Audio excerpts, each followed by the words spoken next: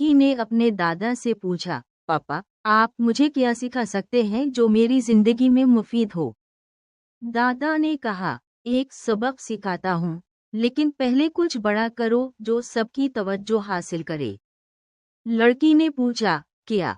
दादा ने कहा, मोहल्ले में जाकर सबको बताओ कि मेरी शुतुरमुर्ग ने 6 सुनहरी अंडे दिए हैं और मैं करोड़पति बनने वाली हूँ।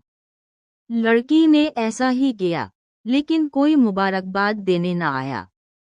अगली सुबह दादा ने कहा, अब जाके बताओ कि एक चोर आया, शुतुरमुर्ग को मार डाला और सुनहरी अंडे चरा लिए।